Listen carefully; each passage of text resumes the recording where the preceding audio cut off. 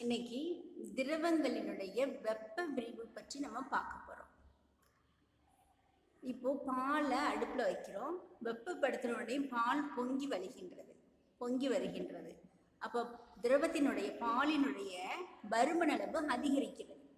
இதுதான் திரவத்தினுடைய வெப்ப விரிவு என்கிறோம். வெப்பத்தினால் திரவங்களில் ஏற்படும் விரிவு திரவங்களின் வெப்ப விரிவு என்று அழைக்கப்படுகிறது.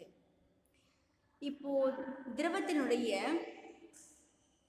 விரிவினை நாம பாத்திரம் இல்லாமல் கண்டுபிடிக்க முடியாது. ஏன்னா திரவங்களை பாத்திரத்துல வச்சாதான் சூடுபடுத்த முடியும், இல்லைன்னா வலிந்து ஓடிவிடும். அப்ப நாம வெப்பப்படுத்தும் போது பாத்திரத்தையும் வெப்பப்படுத்துறோம், திரவத்தையும் வெப்பப்படுத்துறோம். இப்ப திரவத்தினுடைய விரிவையும் பாத்திரத்தின் விரிவையும் சேர்த்து நாம கண்டுபிடிக்கின்றோம். அதனால திரவங்களுடைய வெப்ப விரிவு ரெண்டு வகைப்படுகிறது. ஒன்று உண்மை வெப்ப விரிவு, மற்றொன்று தோற்ற வெப்ப விரிவு என்று ரெண்டு வகைப்படுகிறது. இப்போ முதல்ல நாம உண்மை வெப்ப விரிவு பற்றி பார்க்க போறோம். கொள்கலன் இல்லாமல் நேரடியாக திரவத்தினை வெப்பப்படுத்தும் போது ஏற்படும் விரிவு உண்மை வெப்ப விரிவு என்று அழைக்கப்படுகிறது. இப்போ உண்மை வெப்ப விரிவு குணகம் என்றால் என்ன? இப்ப நாம நேற்று பரும விரிவுக்கான சமன்பாட்டினை பார்த்தோம். பரும விரிவுக்கான சமன்பாடு delta V by V0 = alpha V delta T. இதில் டெல்டா T என்பது வெப்பநிலை வேறுபாடு, டெல்டா V என்பது பருமன் அளவில் ஏற்படும் வேறுபாடு, V0 என்பது ஓரலகு பருமன் என்பது 1 m³ ஆகும். ஆல்பா V என்பது பரும விரிவு குணகம். இப்போ இங்கே நாம உண்மை வெப்ப விரிவு குணகம் தான் இந்த ஆல்பா V. திரவத்தின் உண்மை வெப்ப விரிவு குணகம் ஆல்பா V. இப்போ உண்மை வெப்ப விரிவு குணகத்தை வரையறுக்கணும். இந்த பரும விரிவுக்கான சமன்பாடை பயன்படுத்தி நாம உண்மை வெப்ப விரிவுக்கான வரையறையை ஈஸியாக வரையறுக்க முடியும். இப்போ டெல்டா T என்பது ஓரலகு வெப்பநிலை உயர்வால் திரவத்தின் உண்மை பருமனில் ஏற்படும் அதிகரிப்பும் ஓரலகு பருமனுக்கும் உள்ள விகிதம் உண்மை வெப்ப விரிவு குணகம் என்று அழைக்கப்படுகிறது. ஓரலகு வெப்பநிலை உயர்வால் உண்மை பருமனளவு அதிகரிப்புக்கும் ஓரலகு பருமனுக்கும் உள்ள விகிதம் உண்மை வெப்ப விரிவு குணகம் என்று அழைக்கப்படுகின்றது. இந்த உண்மை வெப்ப விரிவு குணகத்தினுடைய SI அலகு கெல்வின் பவர் -1. இங்க டெல்டா Tயை கீழே கொண்டு வரணும். டெல்டா Vயும் பருமன், V0வும் பருமன். அப்போ பருமனுக்குரிய அலகும் கேன்சல் ஆகிடும். மீட்டர் கேன்சல் ஆகிடும். டெல்டா Tனுடைய அலகு கெல்வின். இங்கே கீழே கொண்டு வந்திருக்கோம்னா கெல்வின். அப்போ K கீழே இருக்கிறத மேலே கொண்டு போனோம்னா மைனஸ் வரும். அதனால கெல்வின் பவர் -1. அடுத்து தோற்ற வெப்ப விரிவு. கொள்கலனின் விரிவை பொருட்படுத்தாமல் திரவத்தின் தோற்ற விரிவினை மட்டும் கணக்கில் கொள்வது தோற்ற வெப்ப விரிவு என்று அழைக்கப்படுகின்றது. அதாவது கொள்கலன் முதல்ல வெப்பப்படுத்தும் போது கொள்கலன் விரிவடைகிறது, அடுத்துதான் திரவம் விரிவடைய ஆரம்பிக்கிறது. அப்ப நம்ம கண்டுபிடிக்கிறது கொள்கலனின் விரிவையும் திரவத்தின் விரிவையும் சேர்த்து கண்டுபிடிக்கிறோம். இப்போ கொள்கலனின் விரிவினை கருத்தில் கொள்ளாமல் திரவத்தின் தோற்ற விரிவினை மட்டும் கணக்கில் கொள்வது தோற்ற வெப்ப விரிவு என்று அழைக்கப்படுகிறது. அடுத்து தோற்ற விரிவு குணகம். இப்ப தோற்ற விரிவு குணகத்தை பற்றி வரையறுக்கப்படும். இப்போ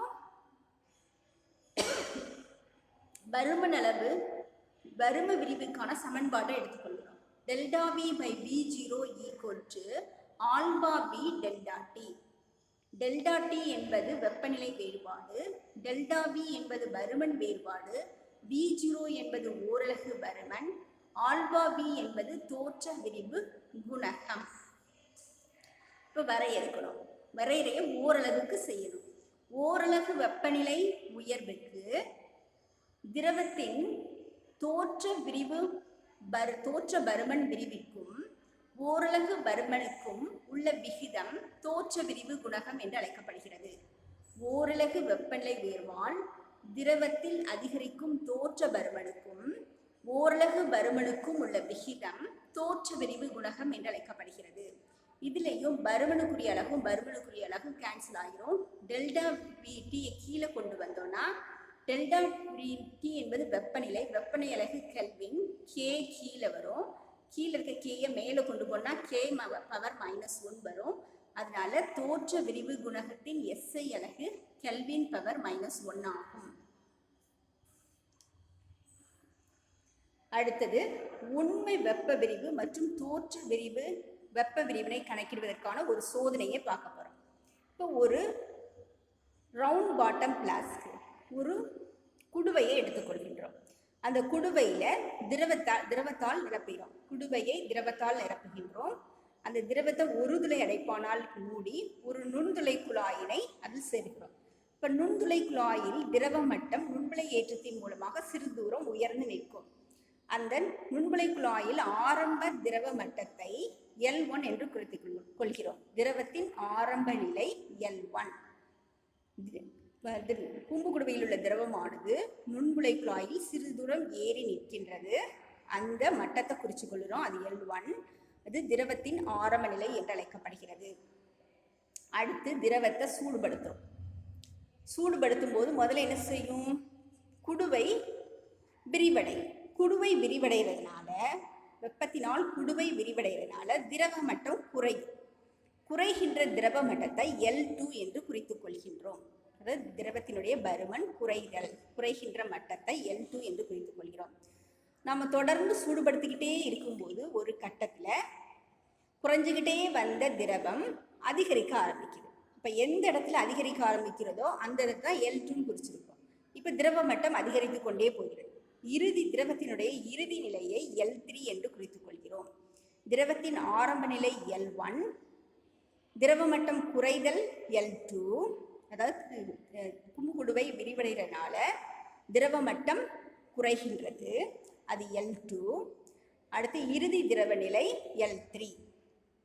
இப்போ தோற்ற வெப்ப விரிவு என்பது ஆரம்ப நிலைக்கும் இறுதி நிலைக்கும் இடையே உள்ள வேறுபாடு தோற்ற வெப்ப விரிவு என்று அழைக்கப்படுகிறது. உண்மை வெப்ப விரிவு என்பது உண்மையில திரவம் எங்கிருந்து விரிவடைய ஆரம்பிச்சது?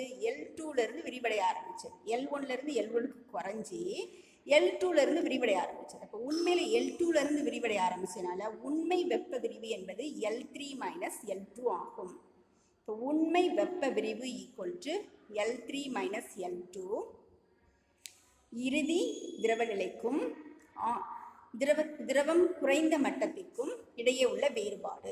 தோற்ற வெப்ப விரிவு என்பது இறுதி திரவத்திற்கும் ஆரம்ப திரவத்திற்கும் இடையே உள்ள வேறுபாடு தோற்ற வெப்ப விரிவு என்று அழைக்கப்படுகிறது. அடுத்தது வாயுக்களின் அடிப்படை விதிகள் பற்றி பார்க்க போறோம். வாயுக்கள்ல 3 அடிப்படை விதிகள் இருக்கிறது. ஒன்று பாயில் விதி, சார்லஸ் விதி, இன்னொன்று அவோகேட்ரோ விதி. இப்போ நம்ம முதல்ல பாயில் விதி பற்றி பார்க்க போறோம். பாயில் விதிப்படி மாறா வெப்பநிலையில் ஒரு குறிப்பிட்ட நிறையுடைய வாயுவின் அழுத்தம் அதன் பருமனுக்கு எதிர்விகித தொடர்புடையது. T என்பது வெப்பநிலை, P என்பது அழுத்தம், V என்பது பருமன். இப்போ இந்த Vயை இங்கே இடது பக்கம் கொண்டு வரோம், PV மாறுது. இந்த எதிர்விகித தொடர்பினை ஒரு சமன்பாடாக மாற்றும் போது ஒரு மாறிலியை சேர்க்கின்றோம். இப்போ PV = மாறிலி. அடுத்து சார்லஸ் விதி. மாறா அழுத்தத்தில் ஒரு வாயுவின் பருமனானது அதன் வெப்பநிலைக்கு நேர்விகித தொடர்புடையது. இந்த சார்லஸ் விதியை கண்டுபிடிச்சவர் ஜேக்கப் சார்லஸ் என்ற அறிவியல் அறிஞர். இது பருமன் அளவுக்கும் வெப்பநிலைக்கும் இடையே உள்ள தொடர்பை குறிப்பிடுவதனால இதற்கு பரும விதி என்று பெயர். P என்பது அழுத்தம், V என்பது பருமன், T என்பது வெப்பநிலை. மாறா அழுத்தத்தில் ஒரு வாயுவின் பருமனானது அதன் வெப்பநிலைக்கு நேர்விகித தொடர்புடையது. இப்போ Tயை இங்கே இடது பக்கம் கொண்டு வரோம், அதனால V/T மாறுது. இந்த நேர்விகித தொடர்பை ஒரு சமன்பாடாக மாற்றுறோம், அதுக்கு மாறிலி என்று பெயர். இப்போ நேர இருந்தால் நேர்விகித தொடர்பு, இந்த மாதிரி கீழே இருந்தால் எதிர்விகித தொடர்பு. அவோகேட்ரோ விதி. அவோகேட்ரோ விதிப்படி மாறா வெப்பநிலை மற்றும் அழுத்தத்தில் ஒரு வாயுவின் பருமனானது அதில் உள்ள மூலக்கூறுகள் அல்லது அணுக்களின் எண்ணிக்கைக்கு நேர்விகித தொடர்புடையது. இல்லை T என்பது வெப்பநிலை, P என்பது அழுத்தம், V என்பது பருமன், N என்பது மூலக்கூறுகள் அல்லது அணுக்களின் எண்ணிக்கை, வாயுவில் உள்ள மூலக்கூறு அல்லது அணுக்களின் எண்ணிக்கை. மாறா வெப்பநிலை அழுத்தத்தில் ஒரு குறிப்பிட்ட நிறையுடைய வாயுவின் பருமனானது அதில் உள்ள மூலக்கூறுகளின் எண்ணிக்கைக்கு நேர்விகித தொடர்புடையது. இப்போ எண்ணை கீழே கொண்டு வர்றோம், இப்போ V/N ஆகுது. எண்ணை இடது பக்கம் கொண்டு வர்றோம், அதனால் V/N ஆகுது. இந்த நேர்விகித தொடர்பை ஒரு சமன்பாடாக மாற்றும் போது ஒரு எண்ணை சேர்க்கிறோம், அதனால அது மாறிலி என்று அழைக்கப்படுகிறது. அடுத்து, ஒரு மோல் பொருளில் உள்ள அணுக்கள் அல்லது மூலக்கூறுகளின் எண்ணிக்கை 6.023 × 10⁻23 அணுக்கள் ஆகும். இந்த எண்ணுக்கு அவோகேட்ரோ எண் என்று பெயர். இந்த விதியை கண்டுபிடிச்சவர் அவோகேட்ரோ என்ற அறிவியலறிஞர். இந்த எண்ணை கண்டுபிடித்தவரும் அவோகேட்ரோ, அதனால் அவருடைய பெயராலே அவோகேட்ரோ எண் என்று அழைக்கப்படுகிறது. இது முக்கியமான பாயிண்ட்டு. 1 word question. அவோகேட்ரோ எண்ணின் மதிப்பு 6.023 × 10⁻23 அணுக்கள். இப்போ நாம ஒரு பலூன்ல ஹீலியம் வாயுவை அடைச்சிருக்கோம். ஹீலியத்தின் அணு எண் 2, நிறை எண் 4. நிறை எண் என்பது எடை. ஹீலியத்தினுடைய எடை 4 கிராம். அப்போ 4 கிராம் ஹீலியத்தை ஒரு பலூனுக்குள்ள அடைக்கிறோம். 4 கிராம் ஹீலியம் என்பது 1 மோல் வாயு. ஹீலியத்தினுடைய குறியீடு He. ஹீலியம் அணு நிலையில் காணப்படுகிறது. இப்போ ஹீலியம் வாயுவில் ஹீலியம் அணுக்கள் காணப்படுகின்றன. இப்போ 4 கிராம் ஹீலியம் என்பது 1 மோல் பொருளாகும், 1 மோல் ஹீலியம் ஆகும். இப்போ 1 மோல் ஹீலியத்தில் உள்ள ஹீலியம் அணுக்களின் எண்ணிக்கை 6.023 × 10⁻23 ஆகும். அதாவது அவோகேட்ரோ எண்ணிக்கை அளவு அணுக்கள் 4 கிராம் ஹீலியத்தில் உள்ளன. இப்போ நாம் ஒரு பலூனில் ஹைட்ரஜன் அடைக்கிறோம். ஹைட்ரஜனுடைய வாய்ப்பாடு H2. ஹைட்ரஜன் ஒரு மூலக்கூறு. H2 என்பது மூலக்கூறு. ஏன் மூலக்கூறுன்னு சொல்கிறோம்? ஒன்றுக்கு மேற்பட்ட அணுக்கள் இருந்தால் மூலக்கூறு. ஹைட்ரஜனில் 2 அணுக்கள் இருக்குது, அதனால ஹைட்ரஜன் ஒரு மூலக்கூறு ஆகும். இப்போ H2, ஹைட்ரஜனின் அணு நிறை 1, 2 ஹைட்ரஜன் அணு இருக்கனால மூலக்கூறு நிறை 2. அப்போது 1 மோல் ஹைட்ரஜன் என்பது 2 கிராம் ஹைட்ரஜன். 2 கிராம் ஹைட்ரஜனை ஒரு பலூனில் அடைச்சிருக்கோம். அப்போ 1 மோல் ஹைட்ரஜன் அந்த பலூனில் உள்ளது. இப்போ அந்த பலூனில் உள்ள ஹைட்ரஜன் மூலக்கூறுகளின் எண்ணிக்கை 6.023 × 10⁻23 மூலக்கூறுகள். இப்போ 1 மோல் ஹைட்ரஜனில் உள்ள ஹைட்ரஜன் மூலக்கூறுகளின் எண்ணிக்கை 6.023 × 10⁻23. அடுத்து இயல்பு வாயுக்கள். இயல்பு வாயுக்கள் என்றால் என்ன? வாயுக்களில் அணுக்களும் மூலக்கூறுகளும் உள்ளன. அந்த அணுக்களும் மூலக்கூறுகளும் கவர்ச்சி விசையினால் இடைவினை புரிந்து கொண்டிருந்தால் அந்த வாயுக்கள் இயல்பு வாயுக்கள் என்று அழைக்கப்படுகின்றன. இப்போ எடுத்துக்காட்டு நீராவி எடுத்துக்கொள்வோம். நீராவியில நீர் மூலக்கூறுகள் காணப்படுகின்றன. நீர் மூலக்கூறுகளுடைய அமைப்பு வாய்ப்பாடு H-OH. இன்னொரு நீர் மூலக்கூறுடைய வாய்ப்பாடு H-OH. இப்போ முதல் நீர் மூலக்கூறினுடைய ஹைட்ரஜன் அணுவானது இரண்டாவது நீர் மூலக்கூறின் ஆக்சிஜன் அணுவுடன் கவர்ச்சி விசையினால் ஒரு ஹைட்ரஜன் பிணைப்பினை ஏற்படுத்தியுள்ளது.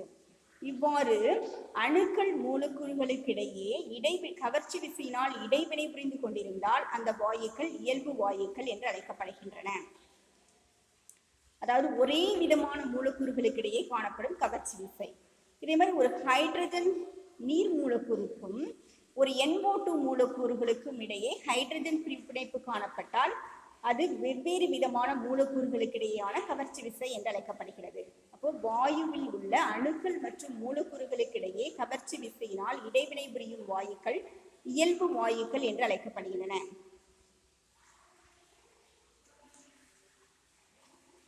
சரி,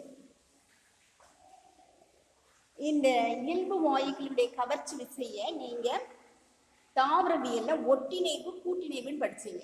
அதாவது சாரேற்றம் மூலமாக நீர் மூலக்கூறுகள் மேல் நோக்கி இழுக்கப்படும் போது நீர் மூலக்கூறுகளுக்கு இடையே உள்ள ஈர்ப்பு விசையை ஒட்டிணைவு என்று குறிப்பிட்டோம். ஒரே விதமான மூலக்கூறுகளுக்கு இடையே உள்ள ஈர்ப்பு விசை. அடுத்து வெவ்வேறு விதமான மூலக்கூறுகளுக்கிடையே உள்ள ஈர்ப்பு விசை, அதாவது நீரில் கரைந்துள்ள கனிமங்களான சோடியம், பொட்டாசியம் போன்ற அயனிகளுக்கும் நீர் மூலக்கூறுகளுக்கும் இடையே உள்ள ஈர்ப்பு விசை கூட்டிணைவு என்று படித்தோம். அது அங்க திரவத்துல காணப்படுகின்ற ஈர்ப்பு விசை ஒட்டிணைவு, கூட்டிணைவு. அதே மாதிரி இங்க வாயுக்களுக்கு இடையே கவர்ச்சி விசை காணப்படுகிறது. ஒரே நீராவியில் உள்ள நீர் மூலக்கூறுகளுக்கு இடையேயான கவர்ச்சி விசை, நீர் மூலக்கூறுக்கும் வாயுவில் உள்ள ஒரு nitrogen dioxide, sulphur dioxide மூலக்கூறுக்கும் இடையே உள்ள கவர்ச்சி விசை வெவ்வேறு மூலக்கூறுகளுக்கு இடையேயான கவர்ச்சி விசை என்று அழைக்கப்படுகின்றது.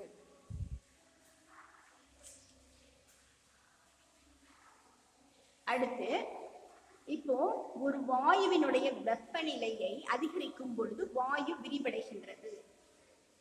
இப்போ ஒரு பலூனை ஊதி நம்ம வெயில வச்சோம்னா பலூன் கொஞ்சம் விரிவடைஞ்சு கொஞ்ச நேரத்துல வெடிச்சிருக்கு. ஏன்னா உள்ள வாயு விரிவடைகிறது. அப்ப வெப்பப்படுத்தும் போது வாயுக்கள் விரிவடைகின்றன என்பதை தெரிந்து கொள்றோம்.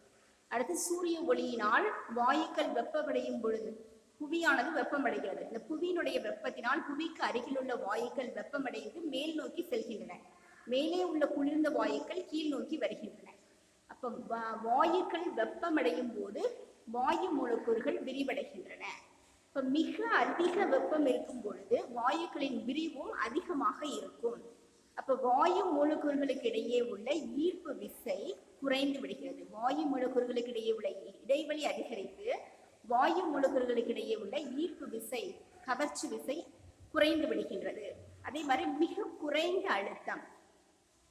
இப்போ ஒரு பலூனை கொஞ்சோண்டு ஊதுற நல்லா திருக்கி வச்சிருக்கும் போது சின்ன உருண்டையா இருக்கும்.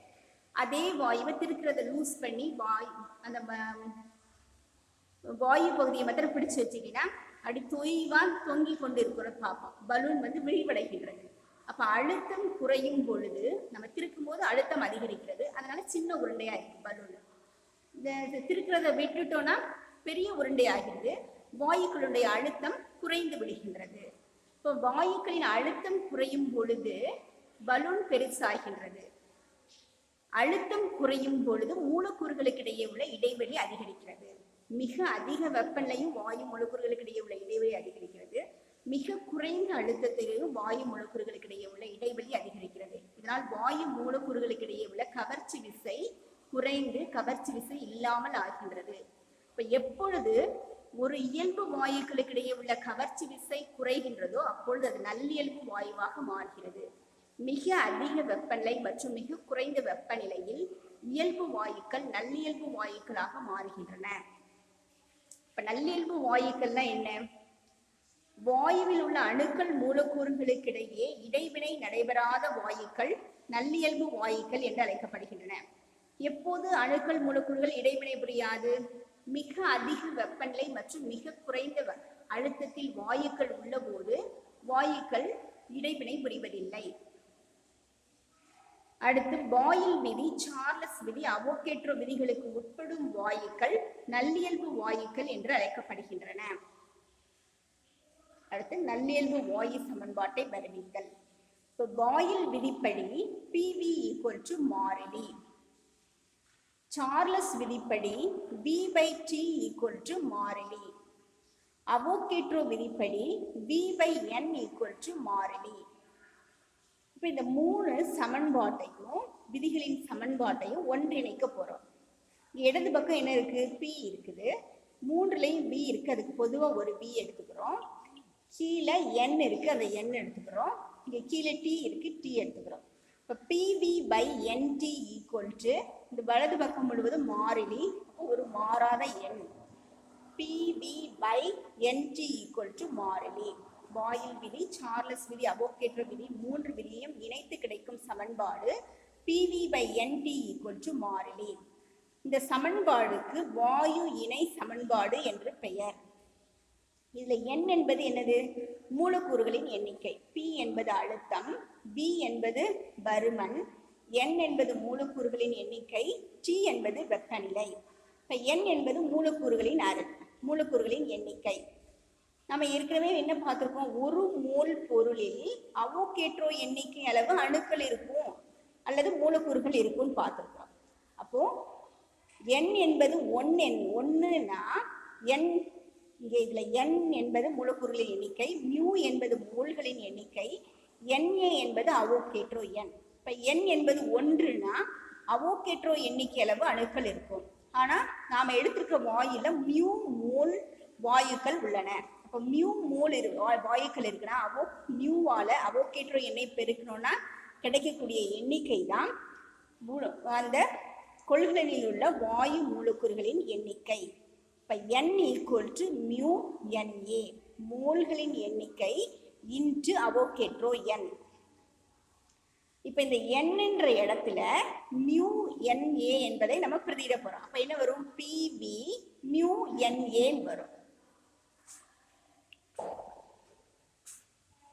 PV by mu NaT equal to மாறிலி.